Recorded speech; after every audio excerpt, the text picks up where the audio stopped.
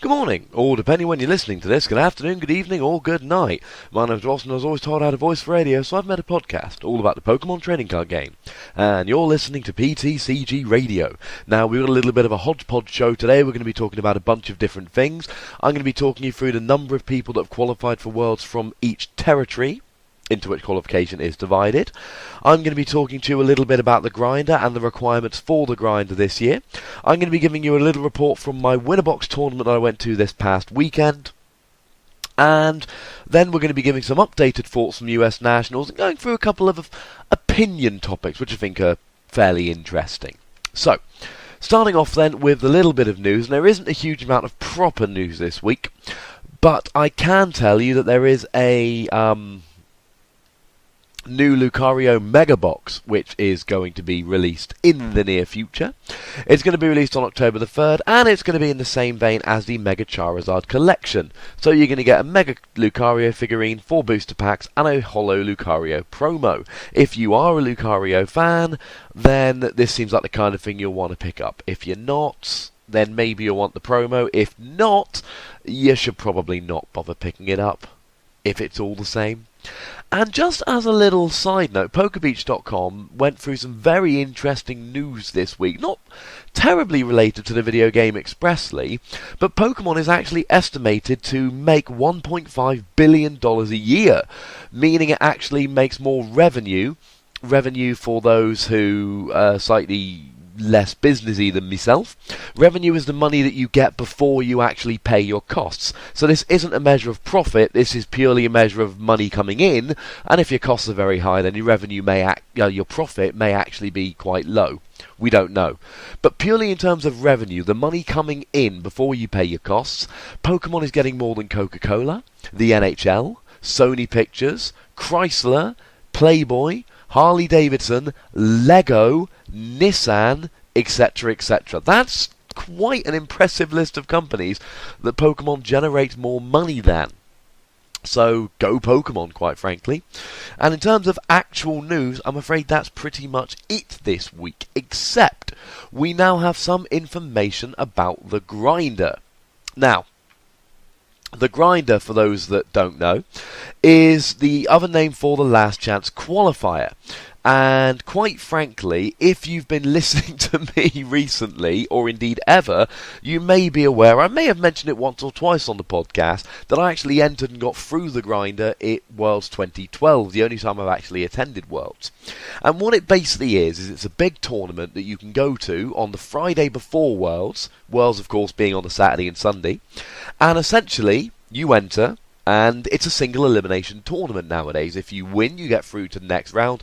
If you lose, then you're out. That's it. No second chances. And you keep going until traditionally there were 8 people left, and those 8 people would get Worlds invites to play the following day.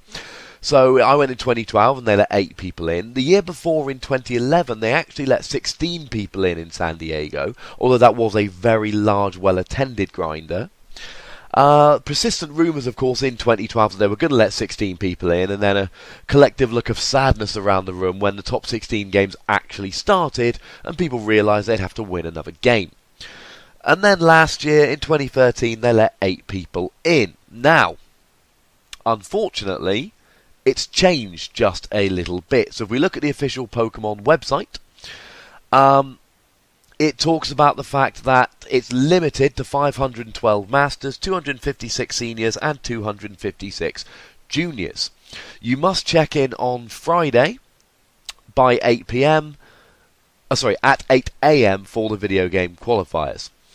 And if you've already earned an invitation, you're not eligible to play in the Last Chance Qualifier. Now you can, of course, give up your Worlds qualification for a chance in the grinder, but needless to say, I would recommend against doing so. Now, unlike the previous years, there is an entry fee here. Now, you need 10 play points to enter, just like Nationals in the UK, and I believe less than Nationals in the US, so that's alright. But now you've got to pay $30 to enter, which you pay online, not in person, just like at US Nationals. So if you're planning on entering the grinder, make sure you pay your $30 fee online in advance. And only for Masters, it's free for juniors and seniors, $30 for Masters, but Masters you get 7 packs of Flashfire, which means you're paying just a little under $4, a little over $4 per pack, about $4.25, $4.30 per pack. Which means you're paying, they're about $3.50 in the UK. I don't know exactly how much packs are RRP in the US. But most people, regardless of what the RRP is, are not actually paying $4.20. But if they're going to give you a $30 entry fee, they're giving you something for it. That's pretty cool. What it does say is that Japanese and Korean trading card game players with a valid passport are not subject to playpoint requirements. And here's a really interesting change. It's 4 players from each age division. Now, it's been 4 players for the video game for quite some time, but it's been, for as long as I can remember, at least as long as I've been playing, it's been 8 people from the Pokémon trading card game. Now it's gone down to 4. And as they've just lowered it to 4, I can't imagine for a second that they're going to decide to let more people in on the day. So this is actually very interesting. They're making the grinder harder, which is, quite frankly, I suppose it makes it more challenging. We're not going to talk about it too much this week and, the next week or two. But obviously, in advance of the grinder, I will be giving you as much information as I can for the grinder, as well as telling you the decks which I think you should play for said grinder. And I think as someone who has gotten through the grinder, I can give you a fairly good perspective on it. Essentially, you do need to go undefeated. So what you need to do is find yourself a deck that has no auto losses, and that you can play. And if you're going to play the best deck in the format, get ready for a lot of mirror. Because I played 3 Darkrai decks in a row. Luckily, I was playing an anti-Darkrai deck. There's a lot of matchups, and to be honest, in the last chance qualifier, even early on, for instance, I had no tech against something like, there was an Exalgor deck with Vileplume and Chandelure, and Vanillux was a little bit of a thing back then. Had I played against one of those decks in the grinder, I'd have been out round 1. And there were a bunch of them around, and none of them got that far. By the time we got into rounds 3 and 4, pretty much all of those decks had been knocked out. They weren't good enough for the grinder, they weren't good in the time limit, etc. But the fact of the matter is, I was playing CMT and I had no counter, and had I played against one of those decks in the grinder, I'd have been out round 1. So it's something you've got to bear in mind. If you've got an auto loss but nobody's really playing it, you come up against it round 1 or 2, and there will be, any deck you can think of, there's going to be 1 or 2 in the grinder. And you could end up being screwed. Now, the one thing that might make the grinder slightly more competitive in the early rounds this year, i.e. take away the sillier decks, is that $30 requirement. But if you've already gone all the way to Washington, are you going to really mind paying $30 to enter the grinder? Bearing in mind you're getting 7 packs. I've had a bunch of people say, nobody's going to be playing the sillier decks in the grinder because there's a $30 entry fee. And yeah, there is. But most people are there on holiday. They've taken the effort to go to Washington, D.C. And you're getting 7 packs for your trouble. So I don't think it's going to put people off as much as you might think. So that's basically it. To be honest, that's the last chance qualifier, the grinder. Nice bit of information there, should you need it. So, this past weekend, I got myself off to Wakefield to the Winnerbox tournament, and these are tournaments which are held up in Wakefield semi-regularly, and to be honest, they are put on by the lovely Terry Goodacre and Joe Gledhill, purely out of the kindness of their own heart, because players like them, and for that, we can only thank them. Now, the Winnerbox tournament is exactly what it says on the tin. It's a tournament, and if you win a box of product. Now, this was attended by around about 30 people, I believe. It was fairly well attended for the UK, the size of a kind of a large cities or a small regional. And kind of like the Klasinski Open last year, all of these Winnerbox tournaments give the opportunity for younger players to age up. And in the top 8, I kid you not, we actually had a junior making top 8 in a tournament full of masters, which is pretty funky. So I'm going to go through the top 8 from that particular tournament in a little bit, but first, my tournament. Now, I'm not going to tell you who I was playing against round 1, and you'll see why in a minute. But essentially, Round 1, I was playing against Virizion Genesect. I was playing TDK. Now, one thing which is very important to note at this stage, I was playing the promo Landorus. Now, this is good against Darkrai. It's the Plasma Landorus, which was very difficult to get hold of in the US. There's only one attack you'll ever really be using. It does 20 for 2 energy, a fighting and a colourless, so it works with Colress Machine. But it does 50 if you can match hand sizes. And then, of course, you've got Muscle Band and you've got all of the Deoxys stuff as well, because it's a Team Plasma Pokemon, and it has all the advantages that a Team Plasma Pokemon has. And I was mainly playing this because I have 2 Team Plasma Landorus, and I've never got to play them in a tournament, and I should have put an Absol or a 4th Kyurem in. That's my own fault. It did actually cost me games in the end. I suppose the lesson here is, just because you really want to use a card, don't use it just because it's good. Now, had I played against a load of Plasma or Darkrai, maybe it would have been good. But even the one deck I played with Darkrai, I didn't actually get Landorus to do any good, and Kyurem was just as good as, if not a better attacker. It wasn't a good play. So round 1, I'm playing against a Virizion Genesect player, and Game 1 I drew completely dead. And when I say completely dead, I mean I started off with a hand of 5 supporters and no energy. Then I played an N, and for the next 3 turns saw no supporters, no energy. My opponent had 4 turns before I played an energy. Not good. Oh, this was going second, of course. So I lost Game 1 quite handily. Game 2, got set up, got my Kyurems rolling, won Game 2 quite handily. Game 3, it was a weird kind of position where my opponent was in the lead, but I could have won the game, except time was called, and I couldn't win from the position I was in. Although I could have won with more turns, there weren't more turns. It was very much a case of, I'm playing for a draw, because although I can take these prizes in an untimed game, I can't take them now. And long story short, my opponent double attached, used G-Booster 2 turns in a row and won.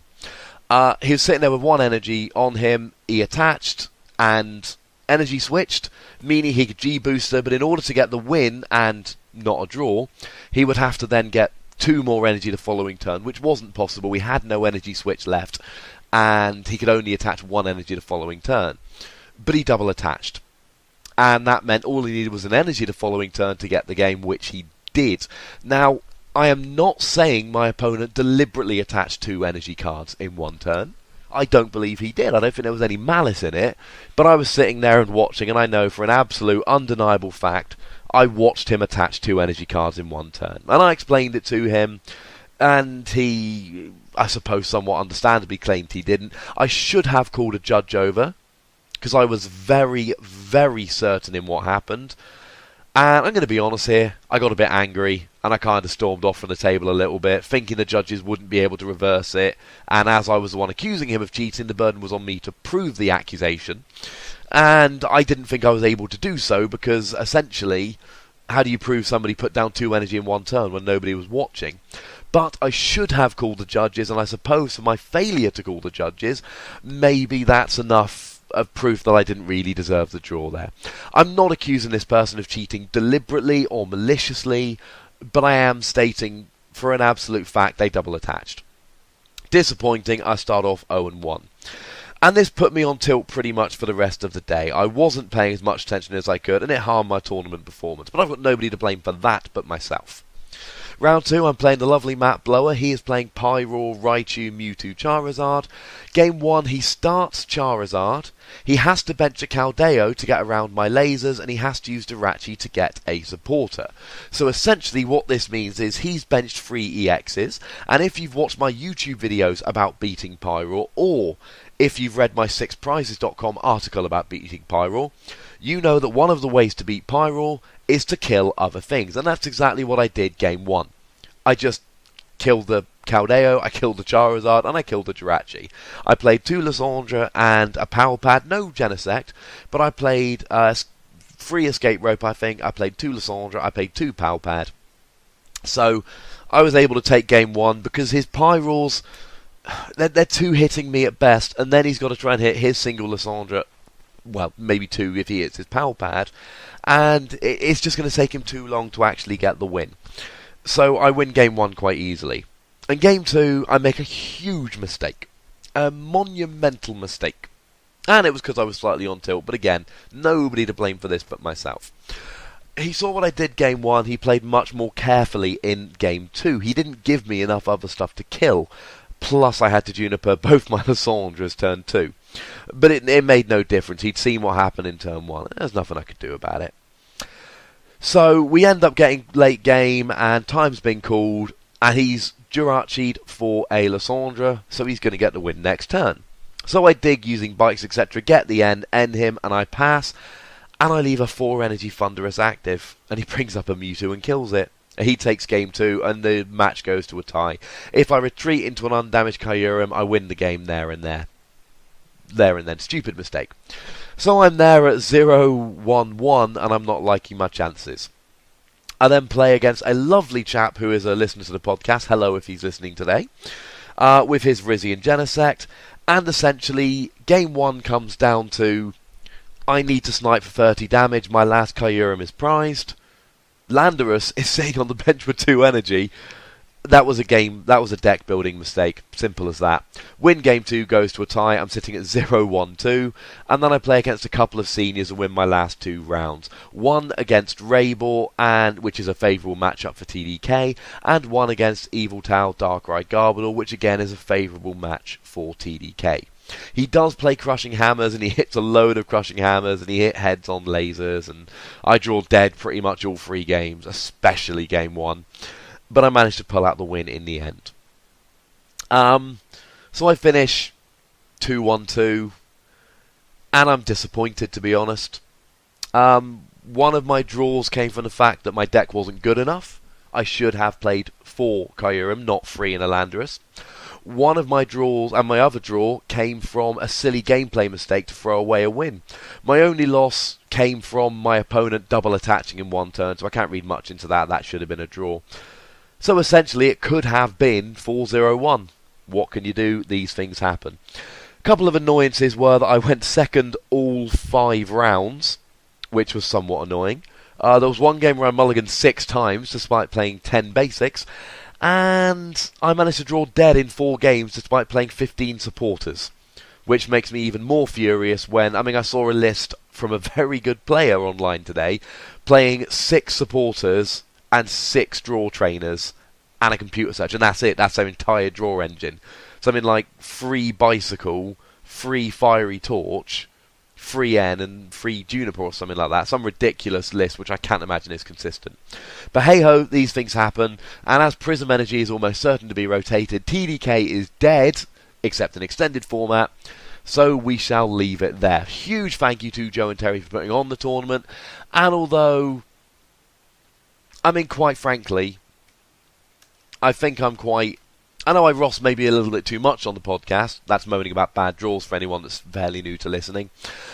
But I think in this particular instance, I was somewhat hard done by, I think is fair to say. So,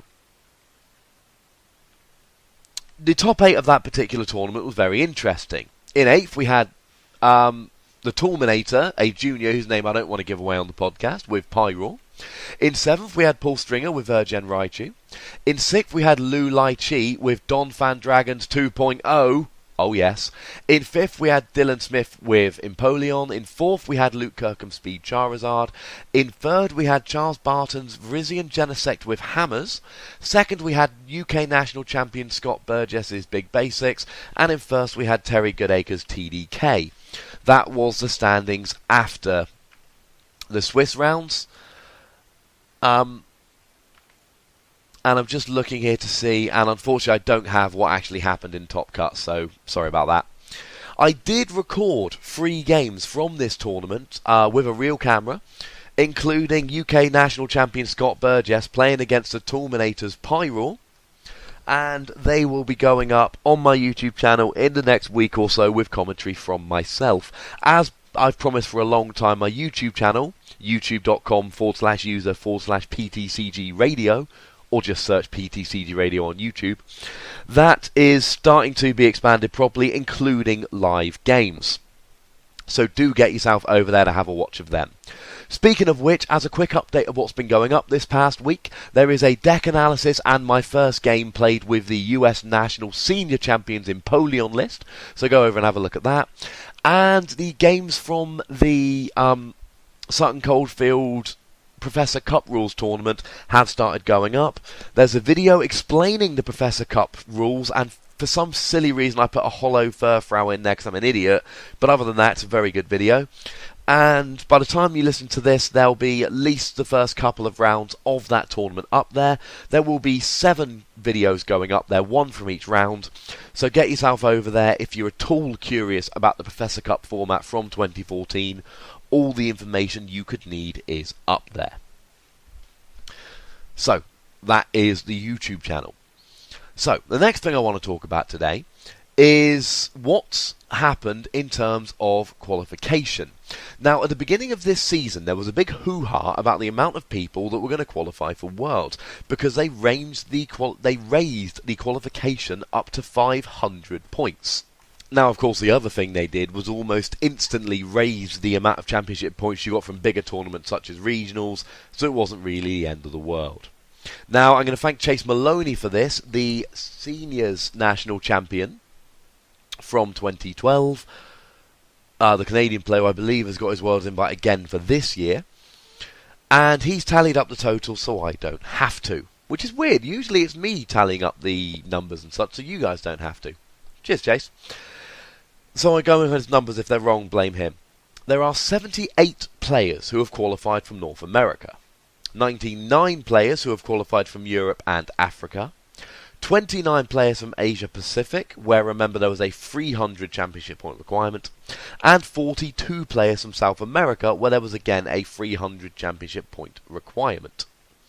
Now that makes 248 people who have Worlds invite, not including Japan. So, the question is, how many of those people will turn up? Now, in previous years, it's not been that simple. It's very much been a case of some people with invites will turn up, some won't. Now, what you will find here is people who have gone to their national championships and won unpaid invites, like for instance 3rd and 4th UK Nationals. And people that earn unpaid invites at Nationals quite often don't bother turning up. You'll hear from the interview I did with Samuel McClúey. I believe it was last week Sam was on the podcast. And you'll have heard from our interview there that he was basically not in a financial position to go to Worlds unless he got the paid invite from Top 2, which of course he did. So that's where you're going to get people not turning up. If you've actually gone and earned 500 championship points, I can't see why you wouldn't turn up to Worlds, because you kind of knew what was going to happen. It's not like you've accidentally gone and got 500 points by, winning 3 regionals or grinding through a bunch of small tournaments. You've generally been going with an eye to going to Worlds. Now, certainly I'm not going to Worlds this year. Sorry to break news if anyone wasn't aware of that, because I have had a lot of people asking if I'm going. What I am saying is next year I will definitely be going, and I may have said that last year, but this time I mean it. But this year, I could have been in a financial position to go, but for other reasons, I'm afraid I can't justify spending the money this year. Next year, though, it's on. Come on, San Diego. But I could have sorted it out if I was desperate to go. If I thought I was on for an invite, I could have got it sorted. Now, I didn't really go to enough tournaments to earn an invite this year, and the reason for that very simply is because I wasn't really going for an invite. Most people who end up with 500 championship points are going for an invite. You don't stumble upon 500 championship points. So I expect the majority of them to go along. The people I can expect to not go along to Worlds are, like I said, people who got an unpaid invitation from Nationals, because they're people who turned up for one tournament that they were going to go to anyway, actually stumbled upon a Worlds invite, but without any expectation of going to Worlds. All the other people have either got paid invites or they've grinded through the season, not through the last chance qualifier, they've grinded through the season at various tournaments gaining their invite. Now certainly I can say that everybody in the UK who went and got an invite will be going to Worlds. If I remember correctly, it's Carl Blake and Sammy Sakoum who have gone and got their unpaid invites from Nationals, and I'm fairly certain both of them are going to Worlds. Certainly I know that all of the people in the UK, Masters at least, and this is only Masters results I'm looking at here, all the UK Masters that qualified through Championship points will be going to Worlds this year. Unless, God forbid, something happens to stop them going. Everyone else will be there. So, there are 248 people with Worlds invites. Now, nobody really cares about 247. What we care about is 228.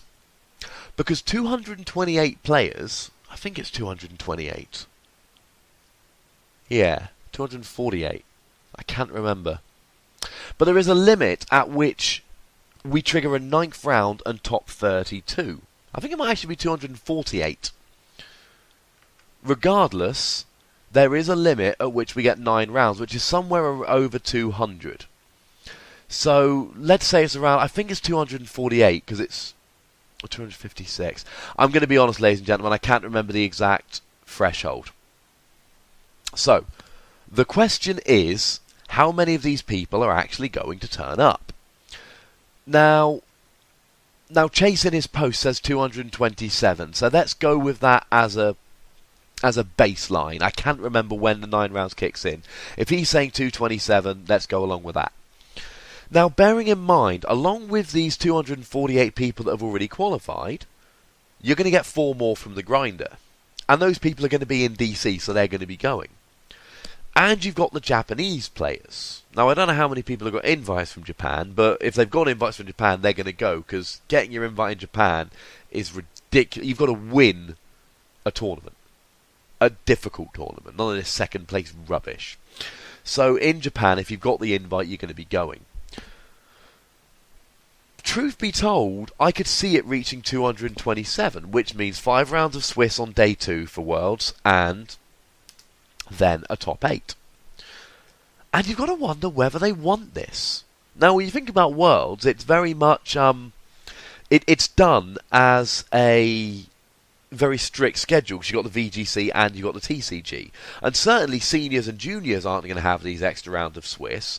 And last year, when everyone was kicking off about the 500 championship point requirement, one of the things that TCPI came out and said was, we want 128 people.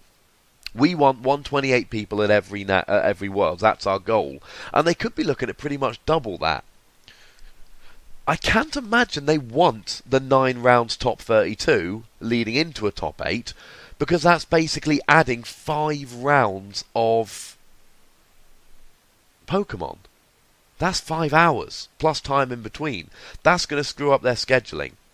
So, I suppose I don't really have any answers for you today, other than who's qualified. I don't know how many are going to turn up. I don't know if it's going to trigger the extra 9 rounds. Here's what's important. It could trigger the extra 9 rounds. We could have enough people going to Worlds. Regardless of whether the figure's 256 or 227 or somewhere in between, we could have enough. And if there are enough, I mean, I can't imagine Pokemon running a tournament with 256 players cutting to a top 8. That would be ludicrous. At UK Nationals, we had about 150 cutting to a top 8, and that was utterly ridiculous. So I can't imagine they would want to do that again. So it's going to be interesting to see what Pokemon does. Firstly, are they going to have enough people to trigger the top 8? And they could. Top 32, and they could. Secondly, if they do have enough people to trigger the top 38, how are they going to manage that? As a side note here, it has apparently been announced that Swiss rounds for Worlds this year will be 60 minutes plus free. Which is curious. People have been complaining about the 50 minutes plus free all year, and then we get to Worlds and all of a sudden it's up to 60 minutes plus free. Now I'll tell you that should have been 3 draws this past weekend at the winner box. One because my deck was made incorrectly, one from a misplay, and one from a cheat, which turned into a loss. Had it been 60 minutes, then I still would have had 1 draw because the third game would barely have started. But my game against the Pyrule, I would have lost regardless, because it would have been a draw, because he would have had time to win the game. And my game, the first one where the guy cheated, would have been a victory for one of us because there would have been enough time to finish it, and I think with an extra 10 minutes I could have finished. My point being, 60 minutes gives fairer results.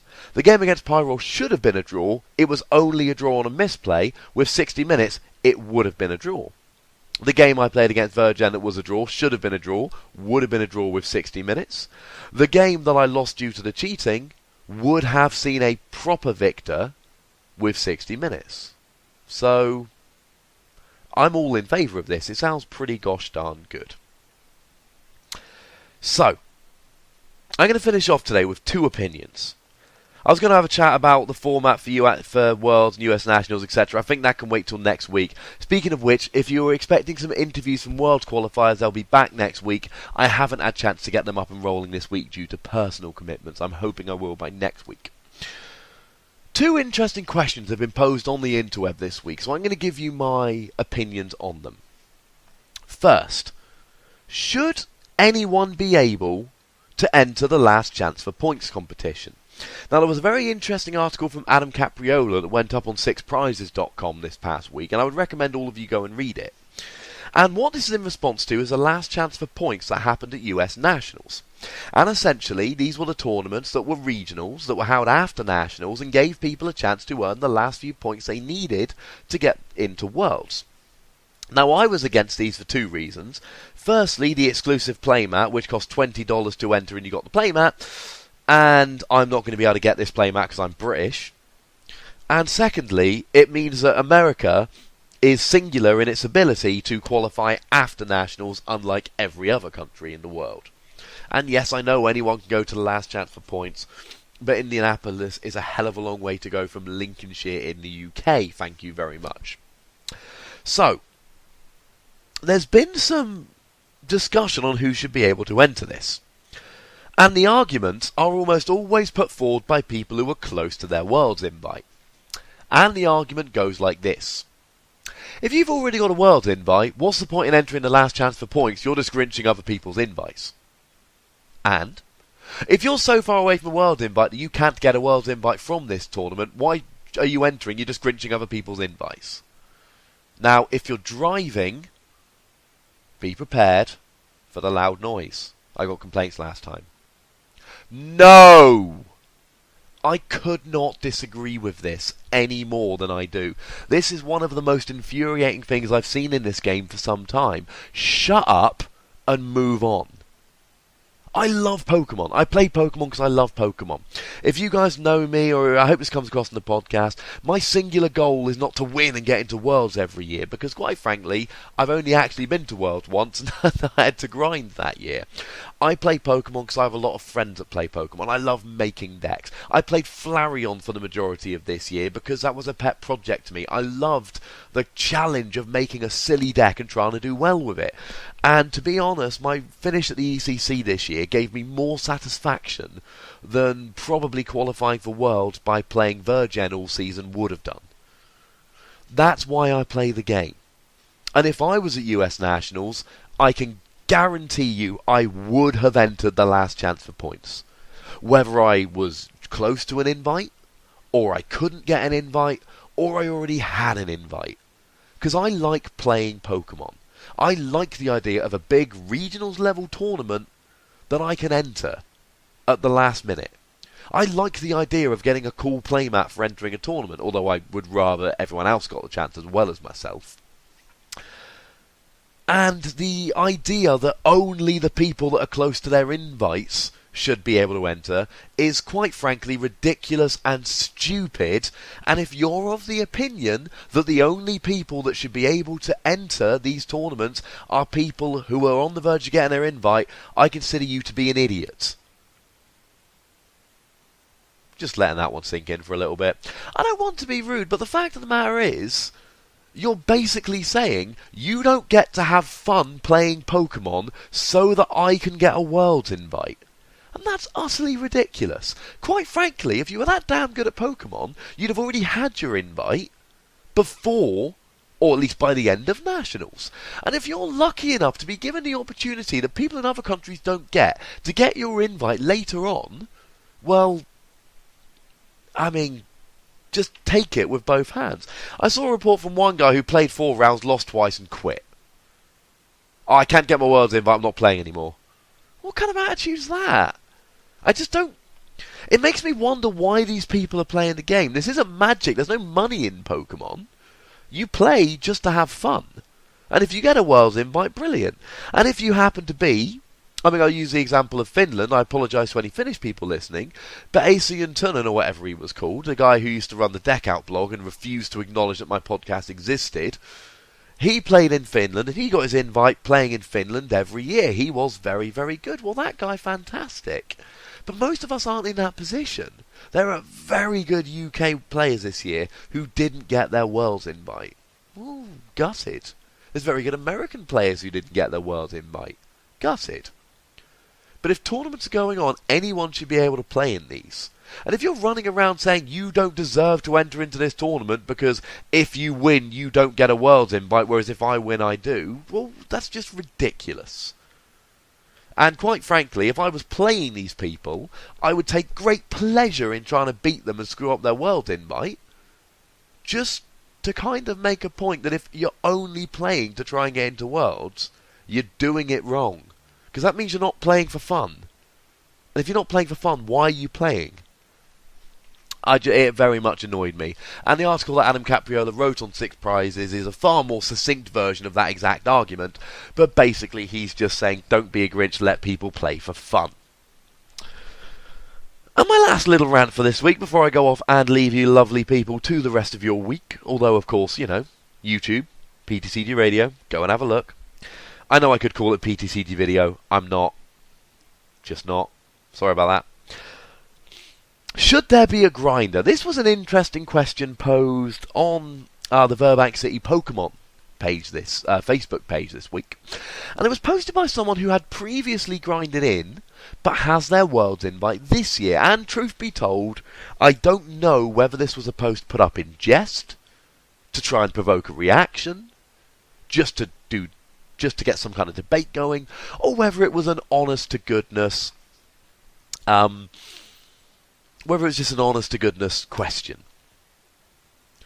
Obviously, there should be a last chance qualifier, for several reasons.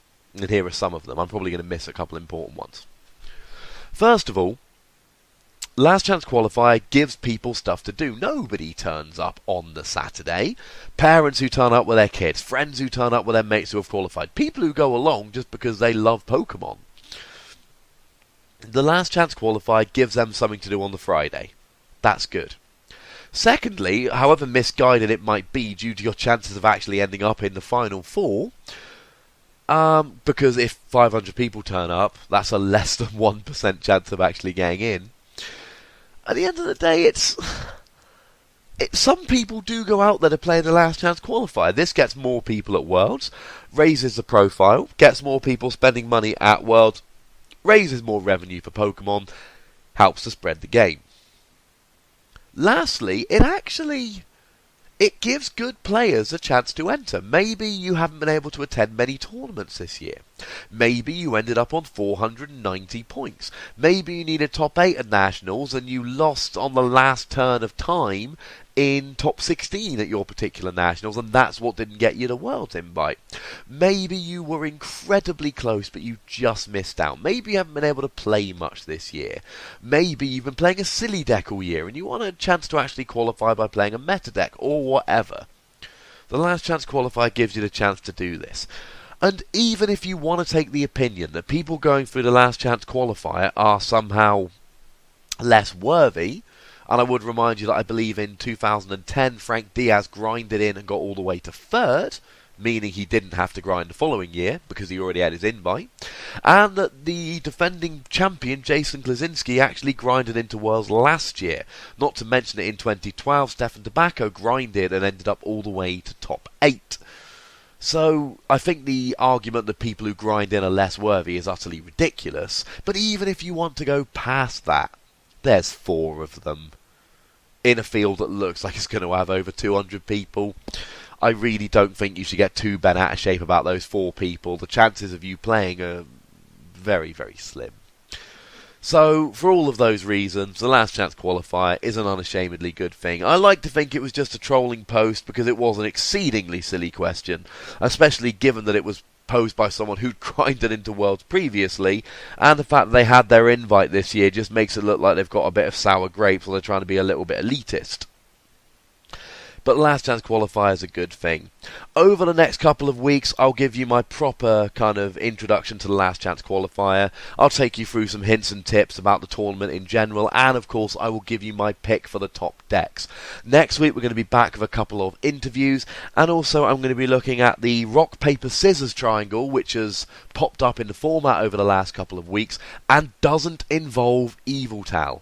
This is, quite frankly, where I see Worlds heading, and somewhat spectacularly, given how this format was shaping up for a very long time, I don't see Eviltal being that big of a deciding factor at Worlds, which, if you look back 2 months ago, is a fairly shocking position given where we were and where we are now. But all of that is to come in the future, ladies and gentlemen. I have taken enough of your time for today.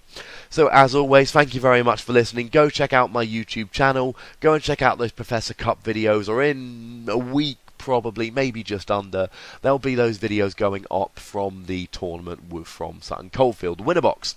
Thank you very much for listening. As always, tell all your friends, spread the word about this lovely podcast, and as always, if you want to get in touch, you can tweet me at the Wassy, you can email me at ptcgradio@hotmail.co.uk, or if you're listening on YouTube or SoundCloud or WordPress, just pop a little comment down below and I will get back to you in due course. Thank you very much for watching. My name's Ross and you've been listening to PTCG Radio. And I know I just said watching, but going back and editing it seems like a big pain in the neck. Thank you very much for listening.